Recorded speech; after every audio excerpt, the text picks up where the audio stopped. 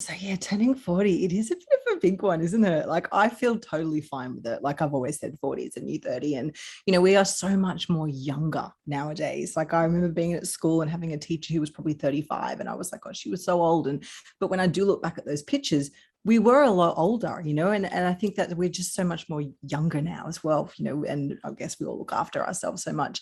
But turning 40 for me, I always did have a bit of a dream and a goal to want to feel my best and look my best when I hit 40. So that's definitely something for me that's really important. And also because I want to have another baby as well. So getting myself, really strong and healthy again, because I got to say, by the time I gave birth to Ollie, I wasn't walking, I was sliding by the end. So I want to feel really strong to do that. And I guess I just didn't feel comfortable to start trying again and to put on another 20 kilos. For me, I just wouldn't have felt strong to do that. So, but turning 40, but yeah, there are a few aspirations. I always told myself I was going to, travel for my 40th, but that's obviously not going to happen now. So I think a really extravagant gift is definitely happening. But no, I think some, and speaking to some friends who are around the same age group, some people don't feel comfortable with it, but I 100% feel ready to, as I said, it's just a number, isn't it? It's how you feel on the inside. One of the big things that when I speak to anti-aging experts, vitality experts around the world, your body weight and your body mass is a huge indication of your life expectancy. And it's a health issue. It's not a vanity issue. And you touched on it. You want to have the healthiest body possible to have another baby. And your reproduction is a function of your health and vitality. But also you're in the media and you're in the spotlight. You burst onto our collective consciousness on a show that was so much about how you looked and, how you were perceived, Married at First Sight.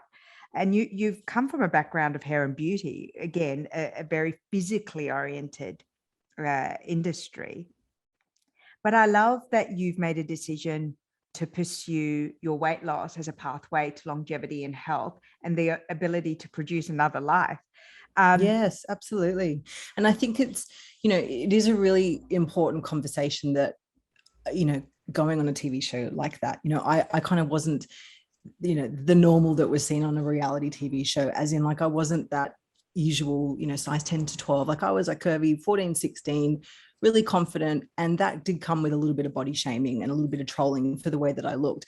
And I've never conformed myself to any narrative around what beauty should be. Like I am who I am. I love being a curvy woman, but I also promote body positivity. And it's really important message that body positivity is not about being overweight. It's about being comfortable with your skin, no matter where you are, and being okay with that, but also knowing that that little tag inside your clothes does not define your purpose or your potential or your happiness. Like you really do. Yeah. And what about when you were younger? Were you always curvy or were you athletic? Did your body change? And then, postpartum, we all experience a postpartum body, but how was your journey of your body and how you experienced your physicality growing up?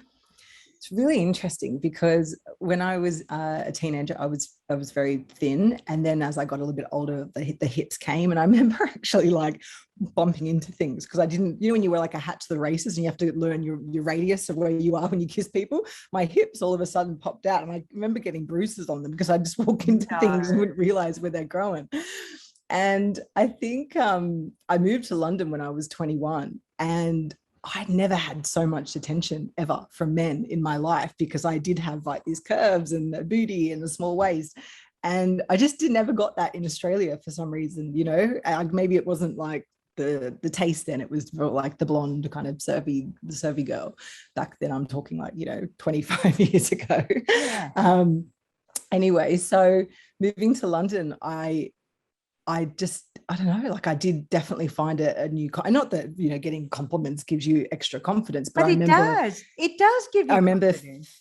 it did make me feel like, oh, wow, like this is my body. So, and I think I just embraced it and just work, as I say, work what you got. So, but you know what, people are really funny. Like I've had people say horrible things about my body and face to face, like Face like to it's face?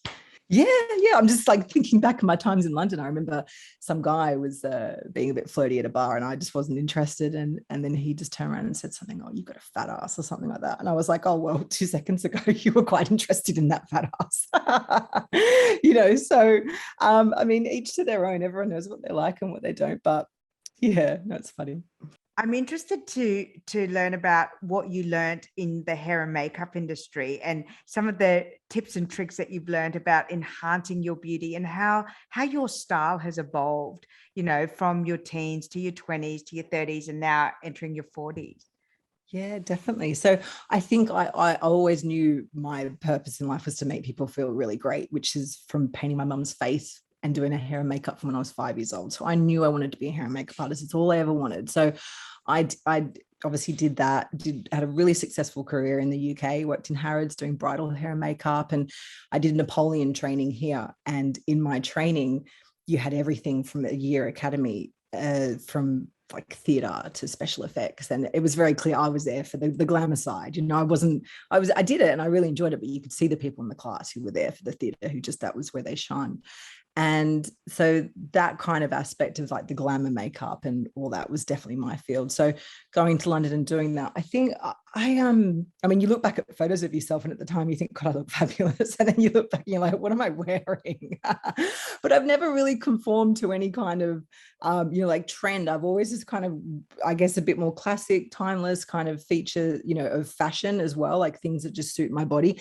Makeup wise, hair and makeup, I've always loved big hair. I've always, even if it's in or not, I've always put old school hot rollers. I love the classic Hollywood, like the red lips. I mean, you are Jessica Rabbit. You are the walking version of Jessica Rabbit. It's all curves. That is my favorite fancy dress costume. Is it? Well, there you go. I've got it, the dress and the cupboard and the purple gloves.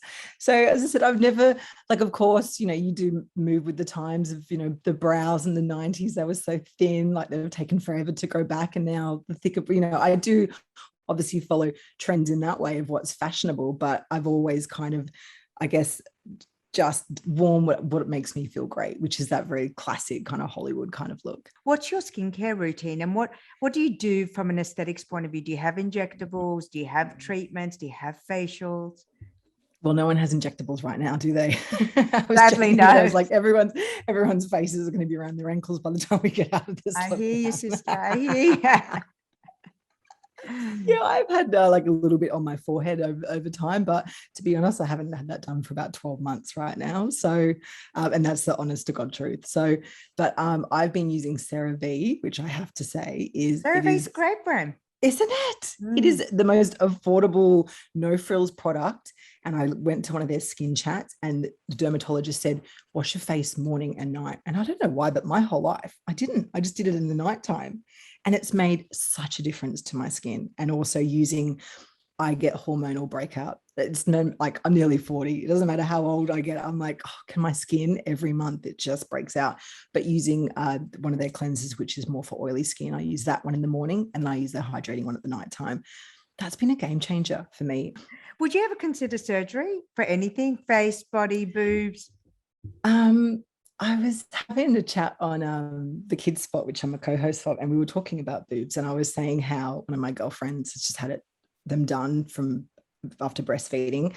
And obviously I would never consider anything like that until after I've had another baby. But I was like, would I be that person? I'm like, I used to always joke and be like, I could be a boob model. I could be a boob model one day. And then you have babies and things change. I'm not ruling it out. Like that is something that potentially I would be open to that. I think if it makes you feel good and it makes you feel great to look at yourself and when I know they're made for breastfeeding, but to look down and go like, I'm really, really happy with how they look, that feels nice. So, and when you just see them change so much, like literally overnight, like if you want to have that pick back up, then do that. So that's definitely something I wouldn't rule out. I'm not against surgery in any way whatsoever, as long as it makes you feel good. And in your years in the hair and makeup industry, have you picked up any tips and tricks that you always pass on to girlfriends or you use on yourself that, if you've had no sleep with Ollie, if you've been shooting or working all day and you just need to turn things around fast, what are some of your go-to steps to kind of make yourself look fresh and awake and healthy and youthful? Oh, eye drops, 100%. Eye drops are the best thing in the whole world. So eye drops, number one. I'm actually like, I love Revlon Color Stay Foundation, just a little bit with a brush, and even just not doing a full face, but just those parts that you need it, like just if you've got little spots under your eyes, a little bit on your forehead. I get ready so quickly. So I'm not someone that spends a lot of time getting ready. And maybe that is from being a professional makeup artist for quite some time. But so definitely that, a little bit of concealer, lip gloss. I've got about 3 lip glosses sitting around me right now. I've always got a little bit of something on my lips. Love that. And what other little go-tos? The brow things are a big thing for me. I always say to girlfriends when they're not done right is, if you get, like a ruler or something, your brows should come from that bit here, from that point of your nose, from that part of your nose up to there. That's where they should finish. And that just shapes your whole face. And that is when I've done people's makeup before and just showing them how to do that themselves. They're like, oh God, wow. Like it does transform your face when your brows are in the right spot. And what about lashes? Do you do extensions, or do you wear falsies, or do you love mascara? I did lashes for the first time and the last time when I went on Married at First Sight, because I thought, okay, they're going to be filming me from the moment I wake up and open my eyes. If I've got some lashes on, I'll feel a little bit put together. And I did it then, but I just didn't like how much in my head, I was like, have they fallen out? Or is it because I got used to them being so thick? And I'm like, no, they fell out. So I just didn't like them falling out. So I just stick on just with glue. I just stick them on with glue. And how about treatments and facials and laser? Are there any of those things that you do as well? Because I think, you're in the media, you look polished. We only see, I guess, a more polished version of you. But I always like to uncover, what are all the things that we're all doing behind closed doors? Yeah. Well, I shared what I did. I had my décolletage was very sun damaged, and it looked like someone had got a paintbrush and gone like that with some brown paint. And I had a lot of damage on my chest, and I had the Fraxel on my chest to get rid of it. It works. And it bloody hurt, I have to say. It really hurt, but it really worked. So now I'm very conscious of always putting 50 plus on my chest. But amazing. Like it just makes, when I wear a low cut dress, I just feel so clean and beautiful. Having it's one thing and you look back and you're like, oh, I wish I looked after my skin. I always looked after my face skin, but my body, not so much. I didn't look after it very well. So if I had my time again, I would have worn a lot more sun cream in my youth.